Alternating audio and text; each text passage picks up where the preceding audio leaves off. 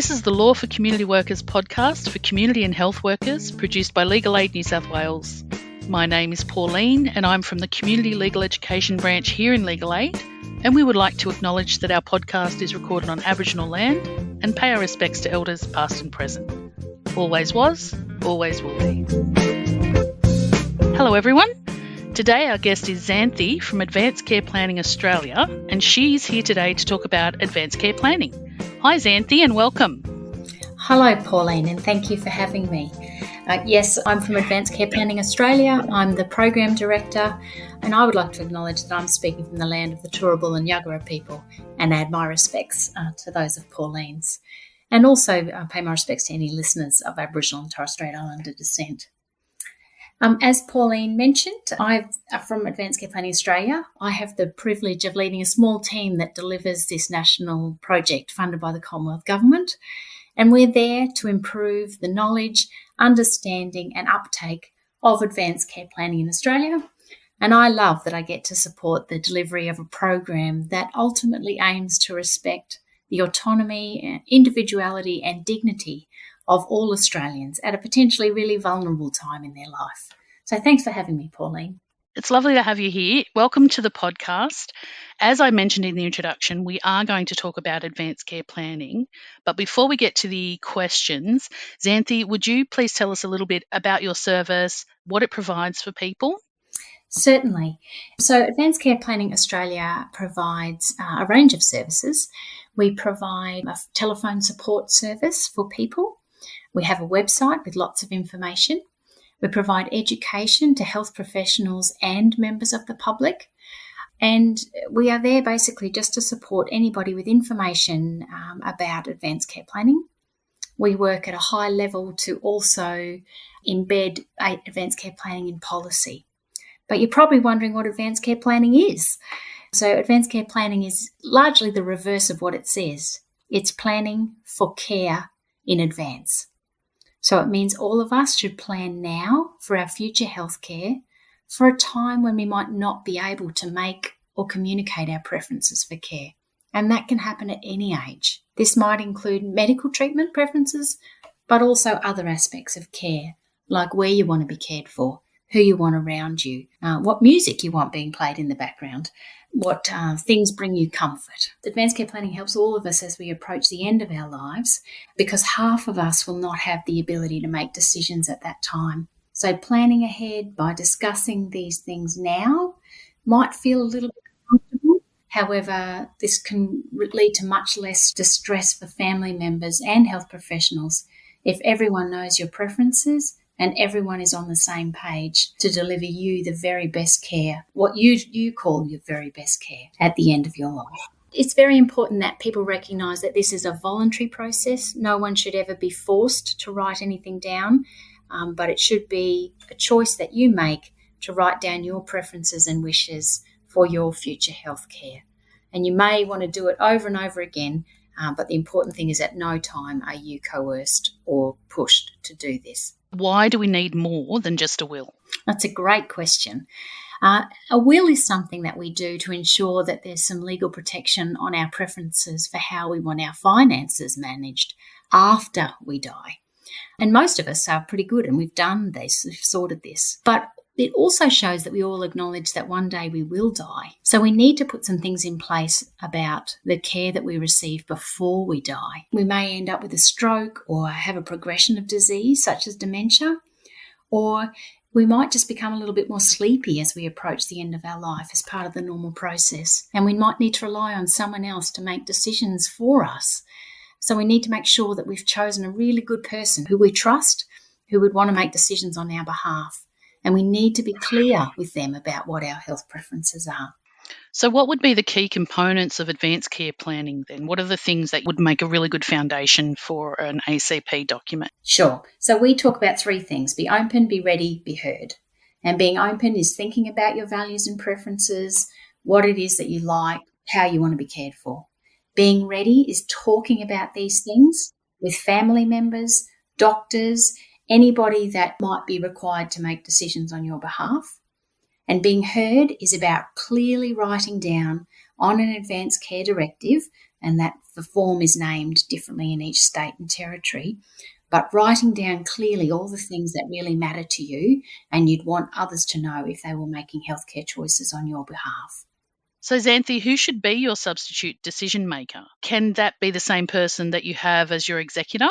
That's an excellent question. The overarching thing with your substitute decision maker is they should be someone you trust completely. You are entrusting them to make decisions on your behalf.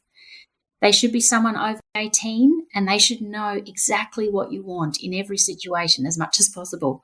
They may not know exactly what treatments you want, but they might know what outcomes you would find acceptable, whether that's being dependent on someone else for showers, not being able to engage in conversation, or it might be that they know you want specific treatments or surgeries or chemotherapy. Now, importantly, your executor is also someone you trust, and that's somebody who's obviously looking after your estate after you've died. And because often we have a small circle of people that we trust that closely, it's very common that your substitute decision makers for health decisions before you die is also the executor of your will for after you die. They are two separate roles and they're appointed in different ways, and they may be the same person or they may not. The person who might be a really good person to make health decisions might not be a very good person when it comes to managing your finances afterwards. So choose wisely, choose carefully, and make sure it's very clear to both of those people, or if they are the same person, be very clear about what it is you want and how you want them to represent you. Xanthi, are there any costs to complete advanced care planning documents? Do they sit with or alongside your will? How are they kept? Sure. So you can complete advanced care planning documents for free. They can be downloaded from a website, advancedcareplanning.org.au. You can get them from your local hospital and maybe your GP, or you can get them posted to you free from our service. It can sit alongside your will, but the most important thing is that your healthcare preferences are shared, because when they're needed pretty urgently often, whereas your will, it won't matter if it takes an extra few days to find your will, but your healthcare documents, your advanced care planning documents need to be available and accessible when someone needs to make a decision on your behalf.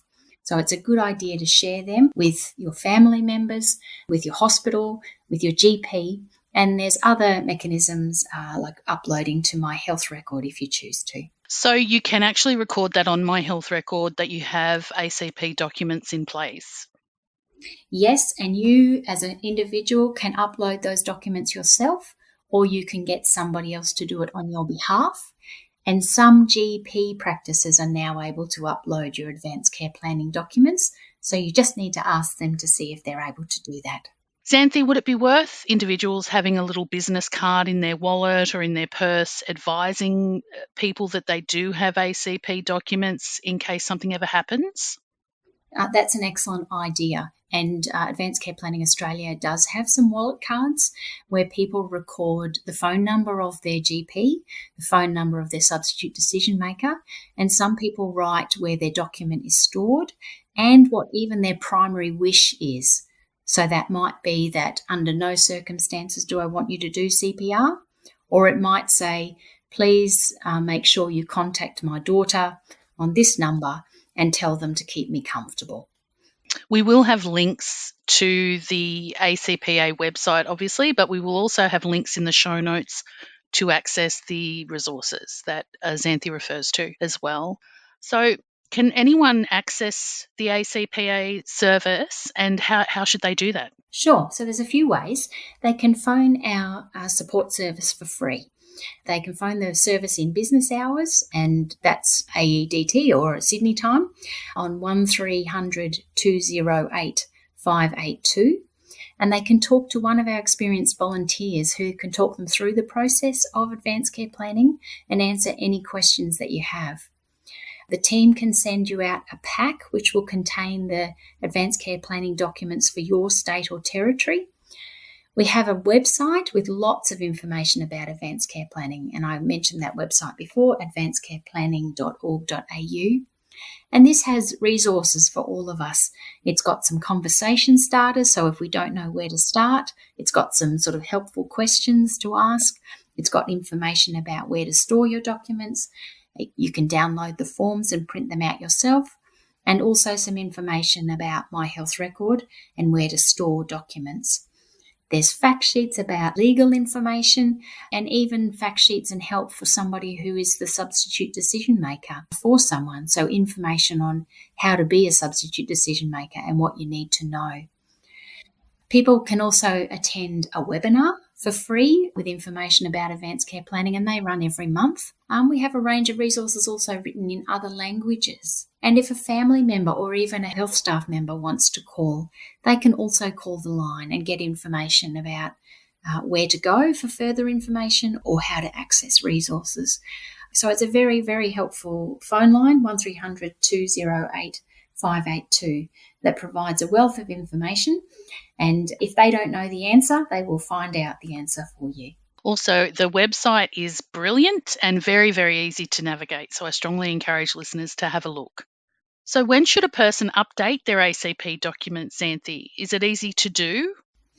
Yes, it's very easy to do. At Advanced Care Planning Australia, we recommend that people review their documents every year or so, or when their health or living situation changes. So this might be if we lose a spouse or a partner, or if we have a new medical event or receive a new diagnosis, or even if we're finding that we're needing more help just to manage at home, to do the things that we've always been able to do. We might review it and look at it and realise, oh, no, everything is exactly the same. Or we might realise that what we wanted a year ago is quite different now. You might have a new puppy that you suddenly want included in your advanced care planning document, that you want to make sure that they're with you as you approach your end of life. Or you might have had chemotherapy for the last year and realise now, oh, I've had enough of that and I don't want that anymore. So you might add that to your advanced care planning document. Are there any costs associated with changing the documents? No costs at all. When you do update the document, it's really good that you share that document with all the same people that you had shared the previous one, because when you do a new document, it actually revokes the previous one. So you want to make sure that everybody has the most up-to-date version of your document. So when you do complete your advanced care planning documents, what should people do with them? Right. So I think share them as widely and broadly as you can, but just remember where you've shared them. So I definitely encourage people sharing them with their substitute decision maker. So that will be a person that you've nominated legally on a form in your state and territory. They're called an enduring power of attorney or enduring guardian, a medical treatment decision maker, depending on what state or territory you live in. I encourage people to share it with their local hospital, who may have a system where they upload them onto their medical records, so that if you presented to the emergency department, that they had that on file. Share it with your GP practice and also your other family members, because you want them to know what your wishes are. And even though there may only be one or two substitute decision makers, you want the family to know that this is your choice. You're pre-consenting almost to what you do and do not want to happen, which means if you're travelling interstate, that it's available in another state or territory. But I also suggest that you keep the original with your medications at home, so that if an ambulance service or a paramedic arrives, they generally check your medicines, and so they will also see your advanced care directive. Please don't lock it away in a filing cabinet or leave it in a solicitor's office, because at 2 a.m. on a Saturday morning, maybe no one will find that advanced care directive. So please share it where you can, but remember where you've shared it so that you can update it. You mentioned health services and GPs, but what role exactly does the GP and health service have in this process? So they can answer questions about advanced care planning that you may have, but often they're very busy. So talk to them about what you want for your healthcare and just talk about whether that's reasonable. Ask them about your medical trajectory and what your health will look like in 12 months' time. And if you were to start certain treatments, how would that affect you based on your individual health situation? GPs and doctors in health services are required to sign an advanced care directive, so they need to be involved in that, and they should look over the document and provide some guidance.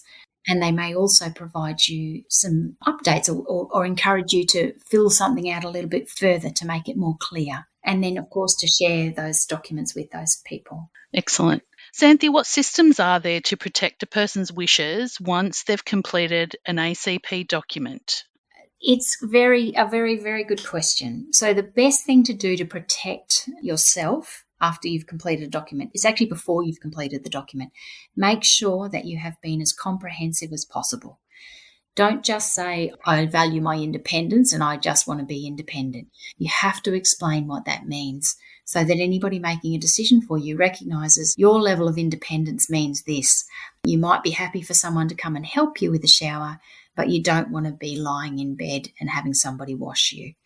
So be very, very detailed about what it is you want and the reasons behind that, because sometimes the decision might be a little bit different to that. Clearly, talk to your doctors and your substitute decision maker and the rest of your family so that everybody's on the same page. So that's sort of before you've completed the document or just after you've completed the document. If there is a problem after the document has been completed and you've lost your ability to make a decision and speak for yourself, and there's conflict between your decision makers, each state and territory has a civil and administrative tribunal, and they can settle a dispute between substitute decision makers.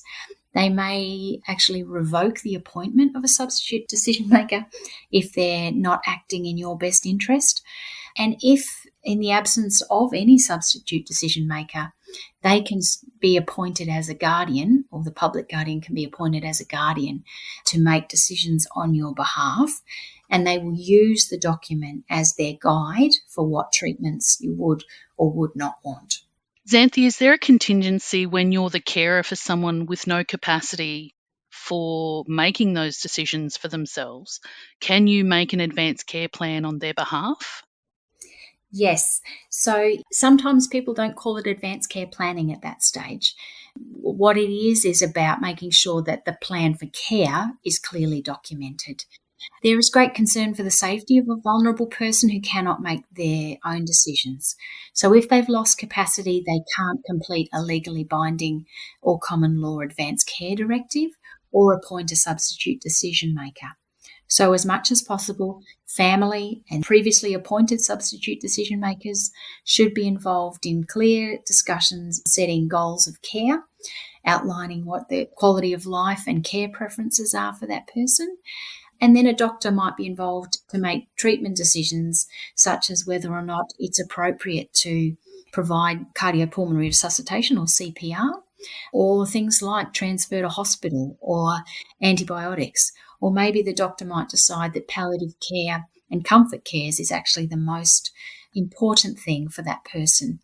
So the main thing is, again, just constantly talking about it so that everybody is on the same page. The person who has got some reduction in their decision-making capacity, they really should be involved in the conversation as much as possible so that they might say, oh, I never want to go to hospital. And then everybody's heard that clearly so that they're able to build that into the care plan. Thank you for that, Xanthi. Would that also include or cover what the parents of adult children with severe disabilities whom they're the sole carers for? Would it be the same for their situation? Yes. So because if the adult child has never had full decision-making capacity to write their choices and their preferences for their own health care, then the parents are able to outline what brings that person quality of life and joy, and also, potentially like what scares them. So if going to hospital is a scary thing, if going to any sort of institution is a scary thing, then what can be done to minimise that fear in the adult child? What are some soothing things that will help?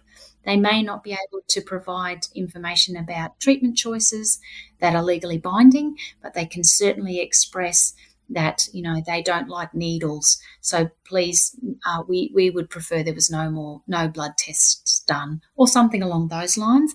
And hopefully a doctor who knows that family well might be able to support that sort of planning in advance. Okay, thank you. What's the best way to start the ACP process? So the best way to start is firstly to think about what matters to you. Use our conversation starters on our website and ask yourselves the questions about what's important to you, who's important to you, and always ask why, so that people can then understand a little bit about why having a view of the garden might be important to you. Start the conversation with family, friends, and doctors. And there will be tears. There might be laughter. You want this to be an open discussion, and people don't like talking about this topic sometimes. But afterwards, it's such a relief. So I really encourage people to be brave and to start the conversation with those people who are around you that might be involved in decision making. I recommend everybody to appoint a substitute decision maker who you trust. Tell them what you want, though, because too often they're left in the dark. They know they've got to make decisions for you, but they don't know where to start. Write down your preferences for your substitute decision maker and for your doctors, and then share those documents with your family, the doctor, your GP, the hospital, My Health Record, and keep a copy on your fridge or with your medications. Again, thank you so much for joining us today, Xanthi, and for sharing such an important service with us. Thank you so much for having me, Pauline. And just a reminder, if any of your listeners are wanting to find out more, they can visit Advanced Care Planning Australia on our website, advancedcareplanning.org.au, or phone us on 1300 208 582. And they can get a free information pack mailed out and ring as many times as they need to get any answers of any questions that they have. That was our guest, Xanthi Sansom from Advanced Care Planning Australia.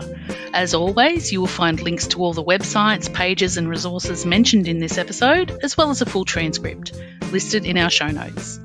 Or you can email us to cle@legalaid.nsw.gov.au. This has been Law for Community Workers. Thank you for listening, and goodbye, everyone.